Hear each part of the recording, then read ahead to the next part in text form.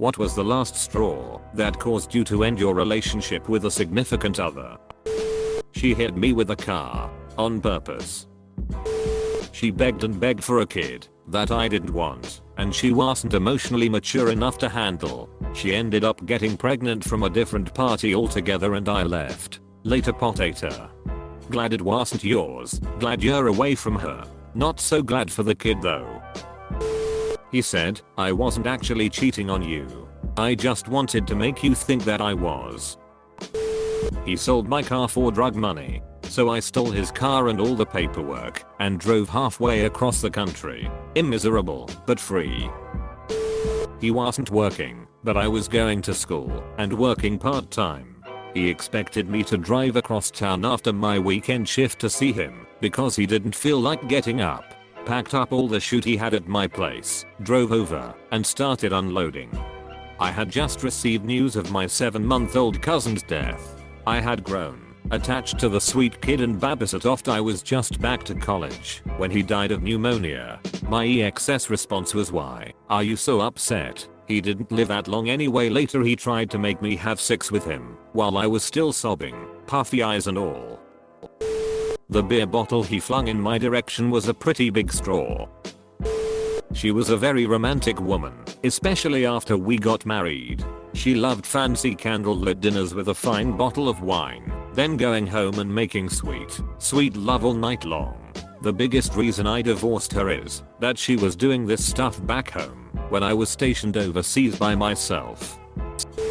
Was in volatile on/off again relationship with a guy who also happened to be a co-worker when we were in our 20s. I was in love with him and wanted a firm commitment. He was wishy-washy and liked playing games. I tolerated it for over a year, mostly because I was also very attracted to him. Then, one day, I found out my brother got HIV. He was okay health-wise and was diagnosed before it got worse, but we were still devastated. I sat at home crying and just wanted to be comforted. I called the guy, told him about my brother, and he said, sorry, that sucks. He then immediately launched into a story about how he was at the mall and a woman asked for his phone number. That moment was my last straw. Here I was, pouring my heart out about my sick brother, and this guy was trying to make me jealous about some woman at the mall. This sounds weird, but even though he had been shooty to me for over a year, it took him being shooty about my brother for me to finally see he wasn't a good guy for me. She used to constantly threaten to break up with me. Whenever there was a fight, let's just break up then. I was young and stupid, so I would forfeit the fight to keep the relationship. One day we drove out to Winners and a nice waterside restaurant. She was making snide comments the entire day. You know, with your next girlfriend, you should hold her hand more. Things like that. Well, we went to my uncle's place who lived on a house on the water and we were gonna grab food for dinner. We park the car and she goes, we should just split. Let's have dinner with your uncle and then we take a break. For some reason I got mad that she wanted to break up with me then eat dinner with my uncle, who is my godfather and one of my favorite people in the world. I told her that she doesn't get the privilege of eating with him and drove home that night. Ended it myself. She tried to get me back and I said no. When I found out she was cheating on me and making alternate fake friends' Facebook accounts to interact with herself and try and make me put forth more effort to her by saying her ex was back in the picture, got a lot of weird and at times very threatening messages over those few months. Too much psycho for me. Way too much. Went on holiday for a week. She promised to take care of my very expensive saltwater fisher tank. Got back, all my fish were dead. Then she accused me of screwing someone else while on holiday. Done and done. We lived together. He told me that if the house wasn't spotless when he got home, that he would get rid of one of my pets, so choose one now. He had a breakdown and I dedicated everything into helping him recover, walked on eggshells around him for over a year, etc. And once he felt better he was angry that I had ended up depressed because of all that and wasn't doing as good a job with household stuff. I didn't have an unreasonable number of pets. I had 2 cats, a frog, and an aquarium with some fish. I use the cats as my emotional support and the aquarium as my stress relief. He decided that they were the reason that I wasn't keeping things perfectly spotless, so he was going to eliminate them one by one until I was back to normal and keeping everything clean, having dinner on the table when he got home, etc. Kept buying / using benzos behind my back after he would be clean for months and doing well, just to ruin it again. Has a history with abusing heroin and Xanax. Told him he had one more chance and he blew it by accompanying me to my family function on the 4th of July, which was a 3-hour drive under the influence. Didn't know he took anything till we were 30 minutes away and I recognized his weird word slurring / mumbling and drowsiness. He was supposed to drive the second half of the way and even got mad at me for not letting him drive as he was dipping out every 5 minutes in the seat next to me. He's very scary and creepy under the influence of those kinds of drugs, and every time he got high it genuinely gave the illusion that he was possessed, and the person I know him to be was temporarily absent / suppressed. Addiction is scary and it sucks. I put up with his abuse for much too long, but it finally clicked for me when he told me one day he'll freaking kill you, and I realized he would actually do it. She got shoot-faced drunk and got into a screaming match with my dad and brother at my grandmother's funeral. It took a bit after that to end it because I was a dumbass, but that was the last straw. Might be late to the game. I paid for tickets to a professional preseason NFL game. Their seats were amazing, and I got them from my friend who owned season tickets. Well, we take my car to the game, and the entire time is constant beaching from him regarding traffic, which fine, I get it, traffic's awful. The entire game he drinks excessively. It's at the end of the third quarter, and he asks me to get him another drink, which I stupidly do. He then screams and berates me in front of all the people we are sitting near for getting him the wrong beer, telling me I'm useless and worthless, etc. I decide to leave, and again the entire drive home he tells me to kill myself, I'm worthless, threatening to break up with me, I'm a fat cunt, etc. A few days later, I ended the relationship and haven't looked back since. Also, sorry for the format and editing. This is my first Reddit post, and I'm on mobile. He was always spending time playing video games with his internet friends, while I sat around bored at his place doing nothing, or at my place doing nothing. I made the first friend of my own that year, the first friend I'd made in a while, and suddenly he was jealous, and he never spent time with me, and I wasn't allowed to have friends, and he had to look through my phone and read our texts cause I could be talking bad about him or cheating. No. After over a year of being ignored and put on the back burner, I was done. This is the same guy that I gave a second chance to after he cheated on me, and the same guy that was unemployed for 2 years while I supported us after he got fired for being lazy and was always late. I did way too much compromising and wasted 5 years of my life on him. Our 6 life had plunged after years of me taking care of him as if he were a helpless child. He would literally throw screaming tantrums when I'd refuse sex. I would find myself trying to stealthily sneak into bed after he had fallen asleep to avoid getting in a screaming fight over sex at 2 AM. He got so furious when I refused to frick him one night. He told me, if you won't give it to me, I'll fricking take it. I shoved him off of me into the wall, one of my hands sliding up his chest and pressing his throat for literally a second. He told everyone I tried to strangle him, and he was in legitimate fear for his life. Good freaking riddance, cunt. He said that, if he had realized how sick I was, he would never have dated me. That wasn't the last straw though. The last straw was when I told my mum about it. I was feeling weird about the conversation. I was upset with him, but also felt guilty because I am sick, him a lot to deal with, and maybe he was justified. So I told my mum, hoping for advice. She was quiet for a minute and then started talking about her friend. Her friend is married to someone we dislike because we feel he is emotionally abusive to her. My mother told me about how, right before said husband got her friend to move across the country with him, he had said the same thing to her. That conversation with my mother was the straw that broke the camel's back. I had to end it after his 6th relapse and losing his 6th job in 1 year due to drinking. I was sick of paying for everything. I was sick of constantly being made out to be the bad guy because of the arguments, and I was sick of the relapsing. I kept hoping he would change and get it together, but he wouldn't. I was done with it and it finally broke me. Here is one from 2014. I was dating a beautiful man from Trinidad for a few months. Things were going great, and he was saying all the right long-termy things. He invited me to a camp out in the brutal Texas summer with people he knew. He couldn't be bothered to organize anything, or bring any supplies or food, so I did. I'm a perpetual overplanner, and I didn't mind carrying the responsibility over his birthday weekend. I put up the tent, and brought coolers of groceries. He tells me that, because it was his birthday weekend, he didn't want to hang around our camp all weekend, but wanted to flit about and be social.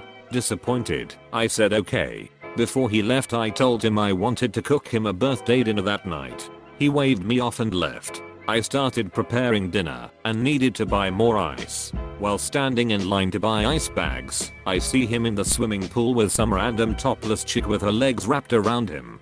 I walked over, made eye contact and just shook my head at him, before I walked away. Back at our camp I paused for 2 minutes, and asked myself if I was overreacting. No way, I thought. I packed up the tent, and put all the coolers in my car. I drove away less than 24 hours into what was supposed to be a 4-day camp out. No idea how he managed the rest of the time, but it was no longer my problem. This was one of the last straws of many, but during the summer, I usually pick up a lot of slack in our family business by working in our wood shop. It was a Saturday in July and we were swamped with work, had a deadline to meet, and 1 or 2 of my employees didn't come in. My ex used to occasionally work with us to pick up some money, and since he was scraping by and on summer break from college, I asked him if he wants to spend the day with me in the shop and make some money. At this time, I was paying for literally everything. He says no. I just want to stay home and play some video games. I worked 12 hours that day in the humid as heat lifting heavy as shoot when, with his help, it cold been like 10 hours. I got razzed by my uncles for having a sissy of a boyfriend all day. And then, to top it all off, at the end of the day, he says, well, are you gonna come over? I want to have sex, and I'm kinda hungry. FCKU, Steve. When I realized she was slowly setting me up to be yet another bad guy in her long string of bad exes, and failing to come up with anything really concrete, she started making up things, then sharing them publicly on Facebook. When she posted that I had cheated on her, everyone jumped in to tell her to kick my sorry ass out. Then she started defending me with more imaginary tales of how we're still going to try, because she's so much in love with me. This cost me some people I had considered friends, but I'm sure this would have escalated even more in the long run. Constantly choosing other strange new friends over me, while expecting me to always choose him, and still be there for him, while being his I hate, being a lone security blanket. In college, over summer break my girlfriend of about a year, worked at a camp in New York, while I was in MD at my own job. Distance got hard, what with us being so apart, but she started really drifting away, not answering simple "are you doing okay?" texts for days, never calling or asking how I was. Real abnormal behaviors for her. She blamed it on bad internet, being out in the woods at camp and all, but I could regularly get through with another friend at the camp, so I knew she was bullshitting me. Out of nowhere, she calls and asks to talk. I figured she'd called to leave me, but instead she tells me she likes this other guy at camp, but still wants to date me, and that she just wanted to let me know she might pursue it while we're apart. After about a year of her barring me from talking to anyone else but her, and suddenly asking my permission to pursue another man on the side, I ended it then and there. Found out from my friend at camp she burned all of the things I'd given / loaned her, including about $50 of books. He told me that being the woman I should submit to him, because he was the man in the relationship. He was literally the most weak-willed, spineless, submissive person I had met, but wanted me to submit to him, because that's how God defines a successful relationship, or whatever. I dumped him that same day. My sister said every time the phone rings I'm afraid it's the cops telling me he killed you. I walked and never looked back. My ex and I were fighting a lot because I wasn't ready to get an apartment with him. One day he screamed at me, so loud over the phone my friend could hear from the next room. I immediately fell out of love with him and decided no one can talk to me like that. Told my boyfriend that my mum had died. I was 16. He told me I should come over and stay at his place so he could comfort me the way only a boyfriend could. I told him I couldn't deal with being in a relationship right now and ended it then and there. She didn't do the dishes. We were living together and she had gotten fired from her job again 3 weeks ago.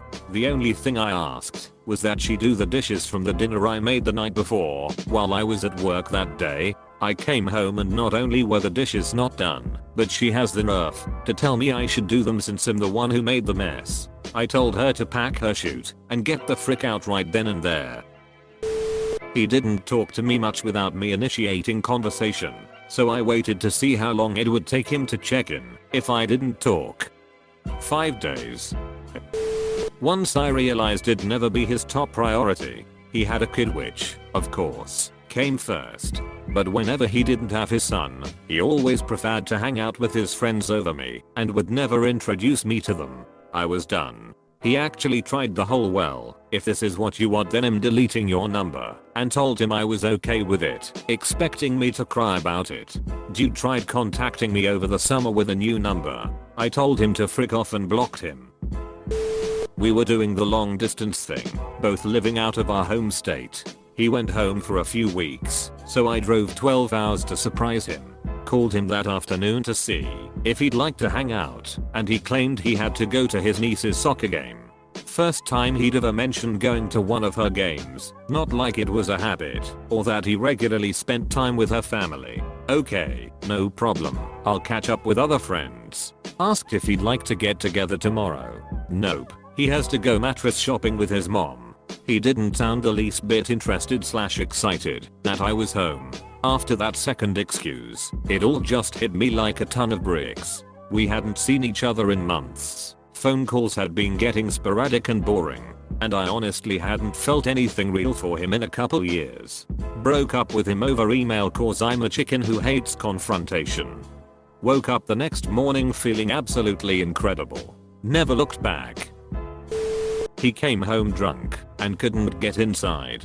Thought I'd locked him out. Started banging on the door. Neighbors threatened to call the cops. I was asleep and the noise woke me up, so I came to open the door and let him in.